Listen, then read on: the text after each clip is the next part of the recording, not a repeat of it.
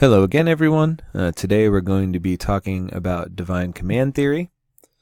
So divine command theory is an objective theory about morality, at least it purports to be, and it claims that objective morality is tied to God's commands, tied to the will of God, right? So God's dictates determine morality. And what does that mean? Well, it means that an action is morally obligatory if it's commanded by God.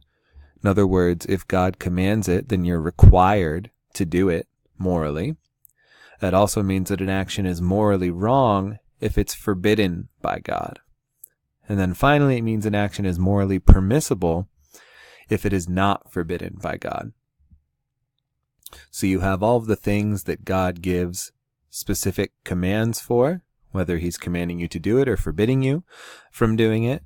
And then everything that God doesn't issue a command for is sort of morally permissible. You're allowed to do it. You're allowed to do it until God changes his commands and forbids something. Right? So no matter what the moral status of your action is, it's always going to be related to what God has commanded. Okay, so let's get into not the main problem, but just sort of an initial problem for this theory.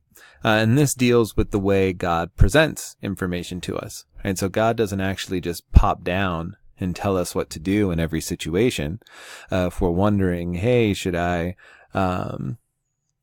cheat on this test in order to get a passing grade and go on and have a successful career, blah, blah, blah, blah, blah. God isn't going to pop down and say, okay, this is what you do in this particular scenario.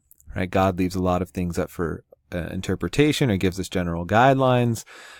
So without the direct presentation by God of information about what we're supposed to do in every scenario, we're left with all these guidelines that are open to interpretation, right?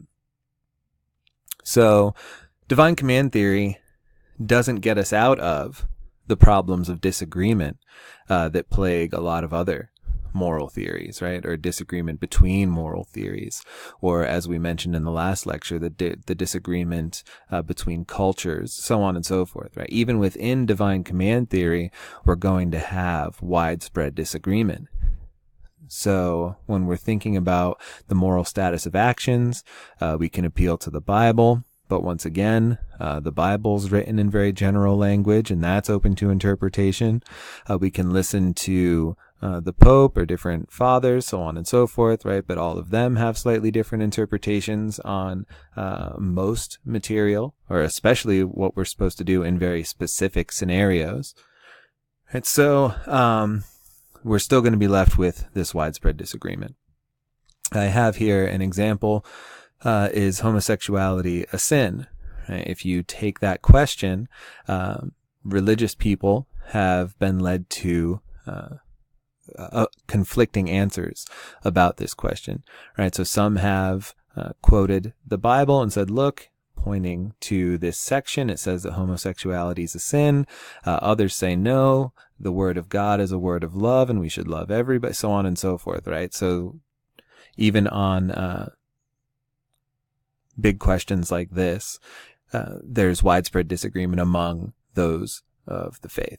Right? So what does this mean? It means even if you accept divine command theory, right, even if you think it's the true moral theory, you're still going to need to be very adept at doing critical moral reasoning. Right? So whether divine command theory or some other moral theory is true, we're still going to have to use our rationality, our critical reflection. It's not just that the word of God is there to tell us what to do all the time. We're still going to have to be active in our thinking. But there is a more fundamental problem that presents itself for the divine command theory. And the major problem is what's famously known as Euthyphro's dilemma. So Euthyphro's dilemma was actually used in a slightly different context, which the presentation of this problem can be traced all the way back to Plato's Euthyphro. And here in this ancient Greek dialogue, the character Socrates is attempting to discover whether an action is pious because it's loved by the gods, or the gods love an action because it is pious. Now, for our purposes, we need to translate this into God's commands. So here I have the statement we'll be using down at the bottom here. So, are actions morally right because God commands them? Or does God command actions because they are morally right? I've marked these H1 and H2. What we mean here is by horn 1 and horn 2, because this is a dilemma. We need to tackle both horns of the dilemma. And what do I mean by it's a dilemma? I mean, either way you answer this question, there's a big problem for the theory. There's a big problem for divine command theory, whether you accept H1 or H2. So let's get into what those problems are. We'll start with H1. Okay, so H1 claims that actions are morally right because God commands them. But the problem here is that this seems to make morality completely arbitrary. Morality is just the result of whatever God commands. So it's subject to God's whims, right? Whatever God commands on any particular day and time becomes moral. God could command it at the beginning of time, could command it now, whatever it is. He could list any number of things and they could all become moral. So if God had commanded us to murder, rape, and oppress people, then those things would become morally right. And you could say, well, that doesn't make sense. These actions are just clearly wrong actions, but that's because you're using some other sort of theory of morality in your background, right? You have these intuitive feelings that these things are bad. If divine command theory were actually true, then God commanding those things would simply make them right. So, religious and non-religious people alike have thought that this arbitrariness of morality is unpalatable, right? We shouldn't accept this. It's just not how we think about morality. So God's relation to morality has to be a little different. And so they reject horn 1 and go for horn 2. But some religious people have replied and said, look, God would just never command things like murder, rape, and oppression because God is perfectly good. And perfectly good beings do not command us to do such terrible things. Now, the reason why this reply fails is because divine command theory makes the terminology here somewhat meaningless, right? So when we say that God is perfectly good on this theory, that's equivalent to us saying God does what God commands. Right, so hopefully you're seeing the problem here. If God is perfectly good just means that God does what God commands, then God could command anything and God would still be perfectly good. Right? So any way you look at it, it seems like we should reject horn 1 of Euthyphro's dilemma and accept horn 2. But before we move on to horn 2, I want to present one other thing about horn 1 that's related to our previous lecture. Some people have claimed that if you accept horn 1 and you think that an action is morally right simply because God commands it, then this is really just a form of relativism. It's a form of subjectivism. There may only be one subject who counts here, it's God, but this would just mean that morality is the result of whatever God believes.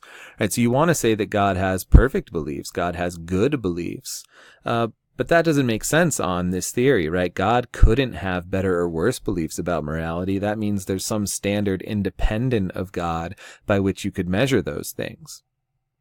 But divine command theory says, no, his commands are what determine morality, right? So God would simply believe what God believes, and that would make it moral. And so if you didn't like subjectivism before in the last lecture, you shouldn't like it here. And so you should also reject horn 1 for this additional reason. Okay, so we think that horn 1 is bad. What do we think about horn 2? Horn 2 claims that God commands actions because they are morally right. Now, there's nothing particularly bad about this horn, but it's just a denial of the theory of divine command itself. Right? So if God is commanding things because they are morally right, that means they're independent moral laws that are external to God, right? There's these objective moral laws that are independent of God's will. God can't determine morality. There's just this, God's out there. There's a moral law out there external to God and binding on God. And when God's commanding these actions, what he's doing is he's either interpreting the moral law for us, like he's the only one who can figure it out, and he's giving us the information, right? God is sort of the mouthpiece of morality on this view. So on this interpretation, we can say that God is good because he perfectly follows the moral law, right? God can see what the moral law is, and he's a perfect being because he follows that to the T, right? He never makes a mistake. He never errs, never falters in following that moral law. And so then God's commands are his way of telling us what that law says. Some theists have disliked this horn because it means there's something that is independent of God in the universe. And they don't like the idea that God didn't create everything, even morality. Right? But since we saw how bad horn 1 was, it seems like we need to accept H2. So whether or not you believe in God, it seems like you should believe there is an objective morality that is external to the will of God. And then if you also happen to believe that God exists, and you would say his commands are just his interpretation or his way of telling us what the moral law says.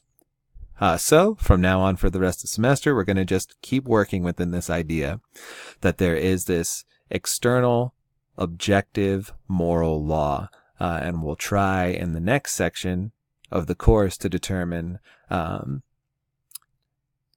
what sort of moral theories we're going to be using throughout the rest of the semester. So that's the end for divine command theory. Thank you.